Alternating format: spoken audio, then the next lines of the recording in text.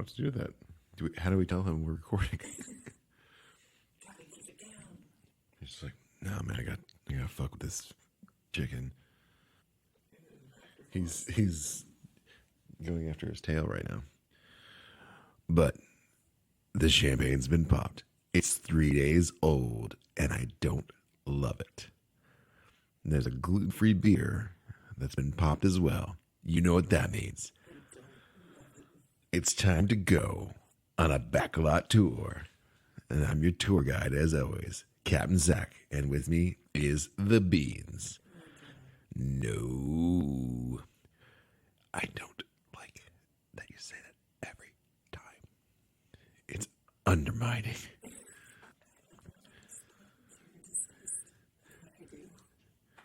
We're getting into it here. We're just going to dive right in. We're just going to fly. Get it? Fly, right? Oh, they don't know what this is. They're going to fly. We haven't. We're going to do a little segment called Does It Hold Up?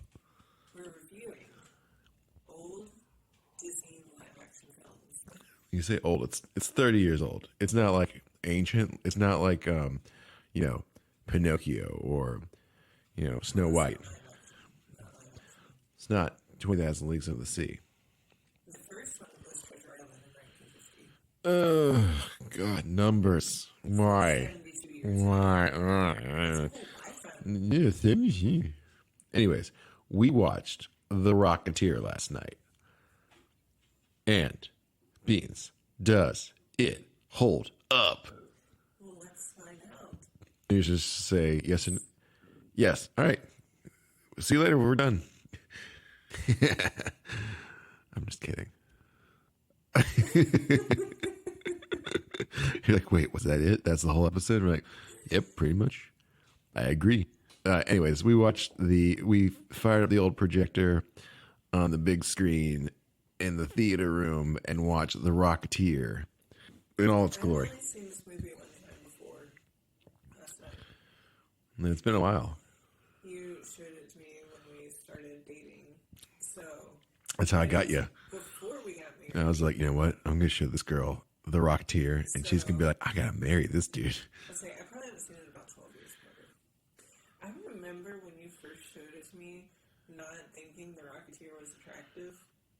And now, watching it, it's just like, he's an attractive guy. Billy Campbell. Yeah. He looks not like Matt Lanter, so that might be playing into it. Well, Because that's the voice of there you go. and the Clone Wars. Anyways, we went into this cold because I remember loving this movie as a kid and seeing it a lot, and I did not remember that much about it. So it was kind of seeing it for the first time again because I remember pieces of it, and that was it. I knew the plot, and I knew all like the main set pieces, but that was about it. I don't really remembered anything from it. In fact, I think in my head I had it mixed up a little with Jingle All the Way. Whoa. Wait. Let's unpack that. What? Jingle All the Way with Arnold Schwarzenegger and Turbo Man. Is that why Turbo Man? Is that why the action figure? Because he becomes Turbo Man in the end? I don't know, but I know I If that's not it, if that's not the reason why, then I'm really, really wanting to let you just talk and like just really get into why you think that's the same movie. I don't think it's the same movie. I knew they were two separate movies, but I think I had put some Jingle All the Way All the Way and The Rocketeer. Rocketeer. It was Sinbad. Yes. Sinbad. And I think I was confused Phil Hartman. when The Rocketeer took place. Like, before we watched the weekend. So we're watching a 1938 period piece that was based off a comic book versus a Christmas movie starring the Terminator. Also in the 90s. That's it? That, like a movie has to be in the 90s and then you get confused? Whoa. Maybe, I don't know. Wow. I don't know why that connection is there. Wow. I think I thought. Welcome to the Jingle All the Way podcast. I mean, don't get me wrong. I love, With the Rocketeer in it. I unapologetically love Jingle All the Way. It's a great underrated film. I think Sinbad was top notch in that. We'll put a pin in that. Anyways, if I had to put one word that comes to mind when you watch The Rocketeer, what was the one word? I wasn't expecting that question. Yeah, I'm hitting you hard with this one. Let's go. I mean, like one word to describe it, or just one word that comes to mind. One word to describe this movie. That you did like. For some reason, I just want to say Rocketeer. So, first one that comes to mind is when I say sponge. Sponge. You know, like my word for this, charming. This movie was charming, delightful, a breath of fresh air. Steampunk. Okay. I mean, as we find out, everyone hates Nazis. Even the gangsters hate Nazis. They're just like, when Paul Sorvino finds out he's working for a Nazi, he's like, no, let's get those Krauts. And then, like, he just starts, there's like gangster FBI. It's just like, my money might not be clean, but I'm still 100% American. Yeah, it was very patriotic. And you're just like, and then the FBI and the gangsters fight Nazis. It just goes crazy at the end. It like goes off the crazy end. But I'd say the effects were, you know, it was very 90s effects. Yeah, the CGI did not hold up. There was a problem with that, though, because you think about some of the other movies that come out at this point. Terminator 2 just came out. Mm-hmm. The effects are bananas foster in that compared to this. And then also, what was the other one? There's another big... Had the same kind of budget. No, I don't think it had the same budget, but like the capabilities were there to do this. Like, 2 years from now... Maybe in the 90s, standard definition, it looked good, but... It was just, it was the basic green screen you do for like Superman, basically, that they did, but everything else looked practical. Like all the plane fight, like when the plane landed and like crashed, that was a real plane, obviously, and I appreciate that. I'm not huge on Jennifer Connelly. What's that? I don't know. I don't like her in Labyrinth either. That's weird. It is weird. I like her in Top Gun Maverick. I think she's fine. All right then. I don't know why. There's something about her face. Wow. I think, like, she still has that baby face in these roles. Oh, so she's 21 in this, and you're just like, ugh, I don't like her. She looks too young. She's got the puppy face right on her face. She's got like a 12-year-old kind of face. You know, well, I can't say enough for how awesome Timothy Dalton is in this movie. You know, I didn't love Timothy Dalton. T-Dalt is the best. You need to go away. I didn't really buy him as a bad guy. You're wrong. You're wrong. I also know Timothy Dalton from Beauty and the Beast. Yes. That's your only go-to. But, I mean, I know James Bond. Although I don't even know if I've seen those movies. Oh my god. The Timothy Dalton ones. Well, see, as a kid growing up, But I saw. I know Beautician and the Beast, and I love Beautician and the Beast, and that was no T-Dalton. Welcome to the Fran Drescher Power Hour. I love Fran Drescher. I'm gonna say I saw Living Daylights was the first Bond movie I ever saw as a kid, so I assumed that was James Bond because the idea of another actor playing a James Bond didn't make sense to me. James Bond is a totally different topic. But I'm just saying, like, he was my James Bond, so he has a special place in my heart. Like when he shows up in Hot Fuzz, I love him. You know, I just don't think I like the way that this beer smells. I just don't like the way this beer smells. Like, Yeah, she just took a sip and she just cringed, and she was like, eh. She made like a like doo doo under your lip kind of smell, like. Eh. Anyways, I thought T-Dot was great. He was. I thought it was. You don't like it, but whatever. I thought everyone was great in this. no, it was all great. Everything was great. It had a Dick Tracy feel because of that weird henchman that was like 9 feet tall that was folding people in half, Yeah, who had makeup that was like a Dick Tracy character, very which also came out at the same time. Well, it was like there's a time in the 90s when they were just pumping out, or actually 80s. Roger Rabbit was 80s though, wasn't it? Yeah, Is it 88? I think. So was Dick Tracy. Dick Tracy was late. Hollywood Studios actually had a Dick Yeah. Tracy show. But it was like they released Dick Tracy, they released Roger Rabbit, and they released this. Yeah. All three like the 30s period pieces where it was very much like And there was also gangsters. mentioned that the director for this is the same director for Captain America: First Winter. Yes. I think that they were definitely There's lots of It's very parallels. obvious. There's lots of parallels between this and Iron Man also. Yeah. Of just like the learning to fly, learning the ropes, figuring this out kind of thing. You also got Locke playing Howard Hughes from Lost. That was fun. And then Jan, Who's Locke in Lost? his name was Locke. Is he the one with The guy was in dialysis, the wheelchair. the kidney problems? No, he couldn't walk. And he could walk on the island. Is there somebody who had kidney problems? No. There's nobody on dialysis. No. This is probably Jingle All the Way. I don't know there's nobody on dialysis in Jingle All the Way. Well, you saw a different movie than me. Yes, but pleasant surprise Jan, at that fancy restaurant. the Seaside Club or something like that. Something like that. And they start singing, and there is James from The Office, Melora Hardin. Singing. So I have to assume that she is the same character in this as she is in, Threat Level Midnight. no, the Twilight Zone Oh. Hollywood Tower. We went a very different route. I was like, she's the same singer on Threat Level Midnight. You're like, wait, hold on. Threat Level Midnight, Tower of Terror. Tower of Terror.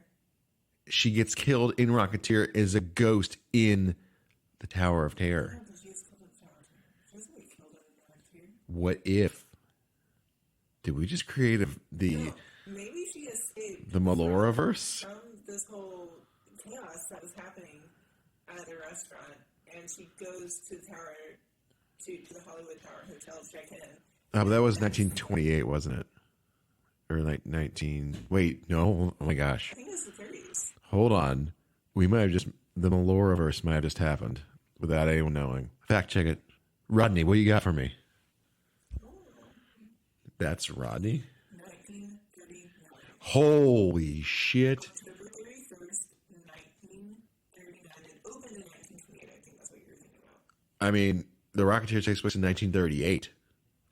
Coincidence? I think this is a. She is the same character. I think this is a I don't wanna prequel. look it up because I don't want to be So, drunk. so we're gonna say this. We're gonna say the Tower of Terror is a sequel, a direct sequel to the Rocketeer. I would 100% agree with that and back it up. So Steve Gutenberg is in this verse. This is amazing. We just uncovered some truth. Man, we're good. I don't mean to toot my own horn, but we crushed it. Anyways, I really enjoyed revisiting this movie. I highly recommend it. It wasn't like a long watch. It never really felt too long. It's all the right beats. I think everyone's pulling their weight, and You know, there was a point that it seemed like it could end. there was a point where it's like it could end, and then it just kept going. But I liked everything. But then it could end. I really liked it all. Yeah, I think it was solid. Nick Miller's mother. Oh yeah, Nick Miller's mom shows up as the not the bartender, but like the head of the cafe owner. Yeah, the diner owner. I think there was a few other actors that popped up, and I was like, oh, that guy. But those are the main ones, I think. You know, he never told her that he loved her. She told him She told him he never said I love you. because she knew. Yes, it was just- But she was very quick to go out with T-Dalt after like she was like, I'm gonna go. So T-Dog is an actor in this.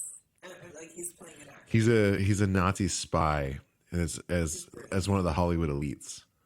Yeah. His name is Neville. I want to say Seville. Neville something. Start with an S. Neville no. Neville Sinclair. Neville Sinclair. That was it. Neville Sinclair. But like she gets into a fight with him over like him not telling her that like the plane got destroyed. Him being the Rocketeer. Cliff. That wasn't even it. Oh no, they get really salty after that. That's right. Because he's like, oh, I found this rocket pack, and she's like, what does that mean?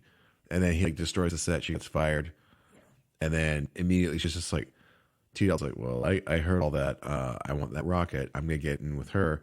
I'm gonna take her to the fancy club, and she's like, yep, let's go. And I'm like, wow, that was quick. Slut. Cliff really shouldn't have gone down there. No, it was foolish, but I get why he would think that might be a good idea, but he should be smarter than that. well, also you gotta think this is 1938. There's no way to communicate, so he's probably just going like, I gotta tell her how I feel.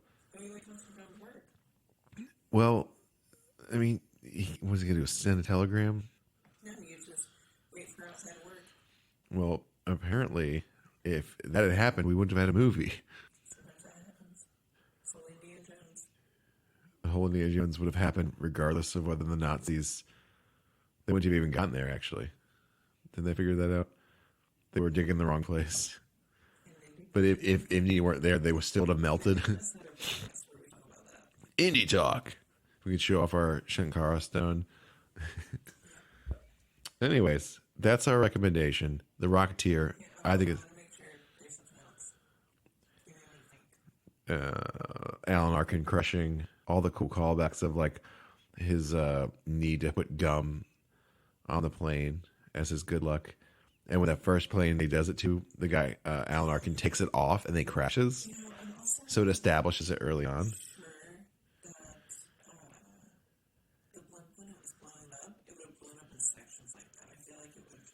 Just unless it's like separated helium pocket, hydrogen pockets. I don't know. They had to make it so like there was some sort of suspense. I don't know. It's a set piece at the end. You just gotta go with it. He's flying around in a rocket in 1938 to keep it away from the Nazis. We're all fighting Nazis. Nazi. Anyways, I enjoyed it thoroughly. It was really good. I wouldn't mind watching it again in 12 years. Oh, yeah. We got a time frame. I mean, I can watch it before then, but there's so many other movies. Like Maverick. That's going to be watching in the theater when we get it. All right. Well, you've been here. That's our recommendation. What? Xena, Patriot, to Maverick. What? What? Xena, Girl of the 21st Century. I don't know what that is. It's a Disney Channel original movie, but it has Gregory Smith in it. Gregory Smith plays Mel Gibson's son in The Patriot. Mel Gibson is Maverick. Oh, Maverick as in the movie Maverick. Yes, as in the movie Maverick. I thought you were talking about like Maverick at like Top Gun. I was like, I don't think he was in that. I was like, but then again, this girl thought that Jingle All the Way was the same thing as Rocketeer. I think they were the same. I think I had my lines crossed. We were watching halfway through, and you're like, where's Sinbad?